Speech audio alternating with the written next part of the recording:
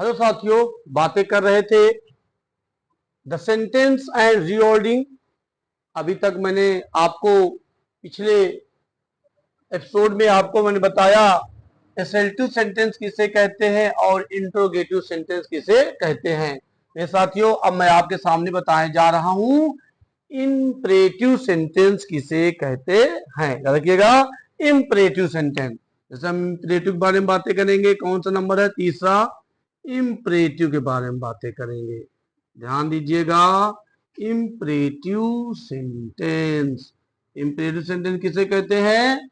ऐसा शब्द जिससे आज्ञा, अनुरोध, परामर्श, सलाह, ये सारी चीजें प्रकट होता है। इंपरेटिव सेंटेंस आज्ञा है, अनुरोध है, परामर्श है, सलाह है, निवेदन है, ये शब्द प्रकट होता है इंपरेटिव सेंटेंस से। आपको मैं एक बात बता दूं मेरे साथियों, इंपरेटिव सेंटेंस की क्या क्या विशेषता होता है। पहली बात तो इंपरेटिव सेंटेंस में यू नहीं होता, पहली क्वालिटी याद रखिएगा। पहली क्वालिटी है कि इंपरेटिव सेंटेंस में सब्जेक्ट यू नहीं होता है, ये पहली क्वालिटी है। क्या होता है इसमें? जो सब्जेक्ट है यू क्या होता है? छिपा होता है। ये पहली क्वालिटी है इसकी, याद रखिएगा कि इंपरेटिव सेंटेंस में यू क्या होता है? हमेशा छिपा रहता है। और इंपरेटिव सेंटेंस में क्या होता है मेरे साथियों? इंपरेटिव सेंटेंस में हम हमेशा वर्ब की फर्स्ट फॉर्म का प्रयोग करते हैं।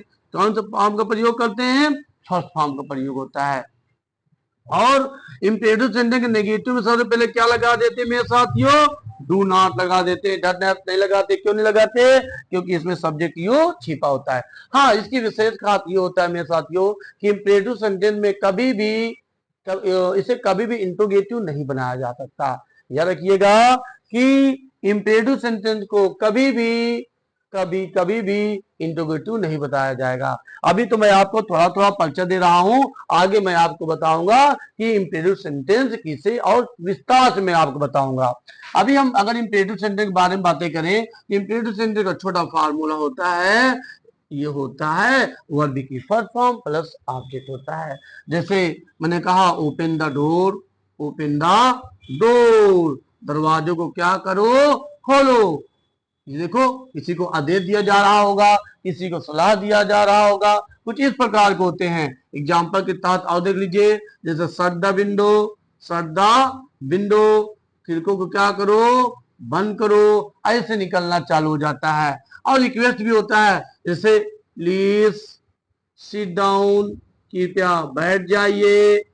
Fourth, sir, sir, tell me this question, sir कृपया मुझे इस प्रश्न को बता दीजिए। तो मेरे साथियों, आप एकदम हड़बड़ाइए मत, बस आप ये समझ लीजिए कि अगर आपको जानना है इंपरेटिव सेंटेंस किसे कहते हैं, याद रखिएगा इंपरेटिव सेंटेंस से आज्ञा, अनुरोध, परामर्श, सलाह, परामर्श, इस प्रकार के सेंटेंस निकलते हैं। और इंपरेटिव सेंटेंस में हमेशा वर्ब की फर्स्ट फॉर्म का प्रयोग करते हैं। ये एग्जांपल आपके सामने लिखा हुआ है, open the door, shut the window, please sit down, sir tell me this question, और भी ढेर सारे आते हैं। अभी मैं जब आपको स्टेप स्टेप पढ़ाऊंगा तो आपको और भी नॉलेज दूंगा कि इंपरेटिव सेंटेंस कितने ज्यादा विस्तार होते हैं, मैं आपको दिखाऊंगा। इसके बाद मेरे साथियों कौन सा चालू होता है? इसके बाद चालू होता है एक्सक्लेमेटरी सेंटेंस। कौन सा? एक्सक्लेमेटरी सेंटेंस चालू होता है। आप देखिएगा, एक्सक्लेमेटरी सेंटेंस फोर्थ है मेरे साथियों, एक्सक्लेमेटरी सेंटेंस। एक्सक्लेमेटरी सेंटेंस क्या होता है?